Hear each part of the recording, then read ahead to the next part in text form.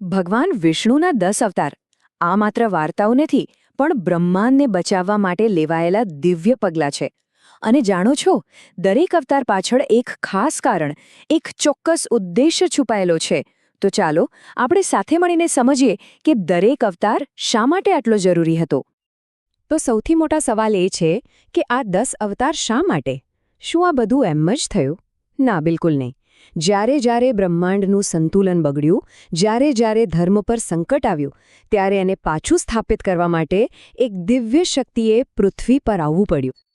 અને આમ સમજો, જાણે કે આખું બ્રહ્માંડ એક મોટું ત્રાજવું છે. જ્યારે પણ અધર્મનું પડલું ભારે થઈ જાય અને ધર્મનું પડલું હલકું પડવા લાગે, ત્યારે એ સંતુલન પાછું લાવવા માટે વિષ્ણુ એક નવો અવતાર ધારણ કરે છે. દરેક અવતાર એક મિશન સાથે આવ્યો હતો. તો ચાલો આપણે શરૂઆત કરીએ અવતારોના પહેલા જૂથથી. આ હતા આદિરક્ષકો, જેમને સૃષ્ટિના શરૂઆતના સમયમાં આવેલા ભયંકર સંકટોનો સામનો કરીને આખા જગતને બચાવ્યું હતું. પહેલી સમસ્યા હતી એક ભયંકર પ્રલય. કલ્પના કરો કે ચારે બાજુ પાણી જ પાણી છે, બધું જ ડૂબી રહ્યું છે, અને આ મહાપૂરમાં જીવનની સાથે સાથે આપણું સૌથી પવિત્ર જ્ઞાન, વેદો પણ સમુદ્રમાં ક્યાંક ખોવાઈ ગયા હતા.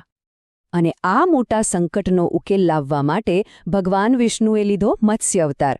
એક વિશાળ માછલીના રૂપમાં એમણે એ પ્રલયના તોફાની પાણીમાં ડૂબકી મારી, પવિત્ર વેદોને શોધી કાઢ્યા અને જ્ઞાનના એ અમૂલ્ય ખજાનાને બચાવી લીધો. હવે બીજી ઘટના પર આવીએ. દેવો અને અસુરો અમર થવા માટે અમૃત મેળવવા સમુદ્ર મંથન કરી રહ્યા હતા. એમણે મંદ્રાચલ પર્વતને વલોણું તો બનાવ્યું, પણ એ વિશાળ પર્વતને સમુદ્રમાં સ્થિર રાખવા માટે એક મજબૂત આધારની જરૂર હતી. સમુદ્ર મંથન વખતે મંદ્રાચલ પર્વત આમ તેમ ડગમગવા લાગ્યો અને સમુદ્રમાં ડૂબવા લાગ્યો. ત્યારે ભગવાન વિષ્ણુએ કૂર્મ એટલે કે એક વિશાળ કાચબાનો અવતાર લીધો. એમણે પર્વતની નીચે જઈને એને પોતાની મજબૂત પીઠ પર ટેકો આપ્યો અને બસ મંથન ફરીથી શરૂ થઈ ગયું. ત્રીજું સંકટ તો એનાથી પણ મોટું હતું. હિરણ્યાક્ષ નામનો એક શક્તિશાળી અસુર આવ્યો અને એણે આખી પૃથ્વીને જૂઠાવીને બ્રહ્માંડના ઊંડા મહાસાગરમાં, પાતાળમાં છુપાવી દીધી. આનાથી તો આખી સૃષ્ટિનું સંતુલન જ ખોરવાઈ ગયું. અને પૃથ્વીને બચાવવા માટે પ્રગટ થયા વરાહ અવતાર. એક શક્તિશાળી જંગલી ભૂંડના રૂપમાં એમણે હિરણ્યાક્ષ સાથે યુદ્ધ કરી એનો વધ કર્યો અને પછી પોતાની દાઢ પર પૃથ્વીને ઊંચકીને સમુદ્રમાંથી બહાર કાઢી અને પાછી એને એના યોગ્ય સ્થાને સ્થાપિત કરી. આ પછી જે સંકટ આવ્યું એ હતું એક રાજાનું, હિરણ્યકશિપો, એક અત્યાચારી રાજા. એણે એવી કઠોર તપસ્યા કરી કે એને વરદાન મળ્યું કે લગભગ અમર જ થઈ ગયો. એને કોઈ માણસ કે પશુ ન મારી શકે, ન દિવસે ન રાત્રે, ન ઘરની અંદર ન ઘરની બહાર. હવે આનો ઉકેલ શું હોય? જરા વિચારો. ત્યારે પ્રગટ થયા નરસિંહ અવતાર. અડધું શરીર સિંહનું, અડધું મનુષ્યનું, એટલે ન તો માણસ ન તો પશુ. એ સંધ્યા સમયે પ્રગટ થયા, એટલે ન તો દિવસ ન તો રાત, ઘરના ઉંબરા પર, એટલે ન તો અંદર ન તો બહાર. અને એમણે પોતાના ખોળામાં રાખીને નખથી એનો વધ કર્યો. એના વરદાનની દરેક શરત તૂટી ગઈ.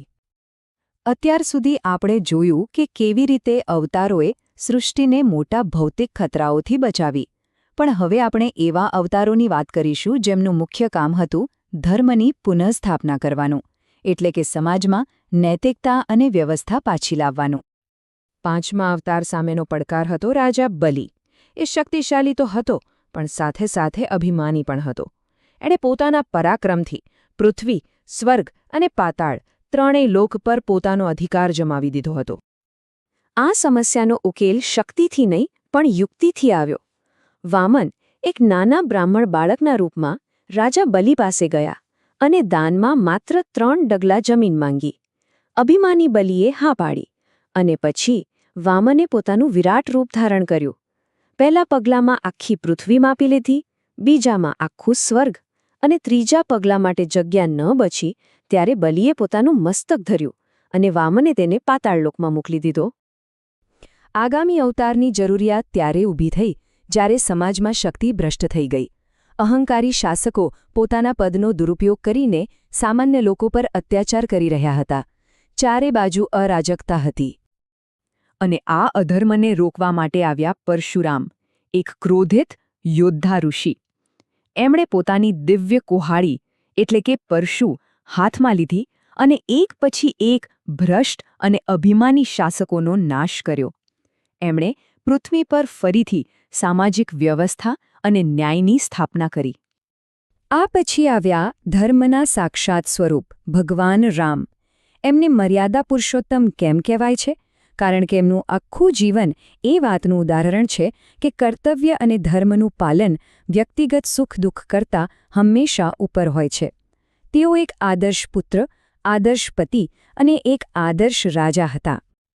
હવે આપણે એવા અવતારોની વાત કરીશું જેઓ માત્ર યુદ્ધ લડવા નહોતા આવ્યા, પણ જેમણે માનવ ચેતના અને આખા યુગની વિચારધારાને એક નવી દિશા આપી.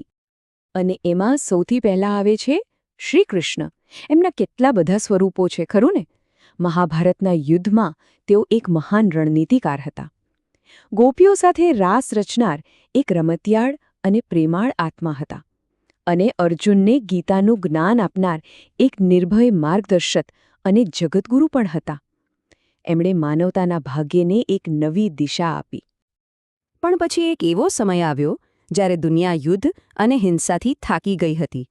હવે લોકોને શસ્ત્રોની નહીં, પણ શાંતિ, કરુણા અને એક નવા માર્ગની જરૂર હતી. અને એ યુગની જરૂરિયાત પૂરી કરવા માટે આવ્યા બુદ્ધ અવતાર. એ કોઈ શસ્ત્ર લઈને નહોતા આવ્યા. એ તો શાંતિ, જ્ઞાન અને કરુણાનો સંદેશ લઈને આવ્યા હતા. એમણે દુનિયાને શીખવ્યું કે દુઃખનું કારણ શું છે અને એમાંથી મુક્તિ કેવી રીતે મેળવી શકાય. એમણે અહિંસા અને જ્ઞાનનો માર્ગ બતાવ્યો. અને હવે આપણે પહોંચ્યા છીએ અંતિમ અવતાર પર, જે ભૂતકાળમાં નહીં પણ ભવિષ્યમાં છે. આ અવતાર આપણને યાદ અપાવે છે કે ધર્મની સ્થાપનાનું આ ચક્ર ક્યારેય અટકતું નથી. એ સતત ચાલતું રહે છે. આપણે વાત કરી રહ્યા છીએ કલ્કી અવતારની. એવી ભવિષ્યવાણી છે કે જ્યારે વર્તમાન યુગ એટલે કે કળિયુગ એના અંતમાં પહોંચે અને અધર્મ ચારેય બાજુ ફેલાઈ જશે, ત્યારે ધર્મની પુનઃસ્થાપના માટે કલ્કી ભગવાન સફેદ ઘોડા પર સવાર થઈને હાથમાં તલવાર લઈને પ્રગટ થશે. તો આ 10 અવતારની આખી સફર આપણને એક બહુ મોટા સવાલ પાસે લાવીને ઊભી રાખે છે. જો ધર્મને બચાવવા માટે દરેક યુગમાં એક અવતાર આવે છે, તો આપણા આજના સમયને આ કળિયુગને શાની સૌથી વધુ જરૂર છે? ન્યાયની તલવારની, શાંતિના સંદેશની કે પછી કરુણાના સ્પર્શની? આનો જવાબ કદાચ આપણે સૌએ સાથે મળીને શોધવાનો છે.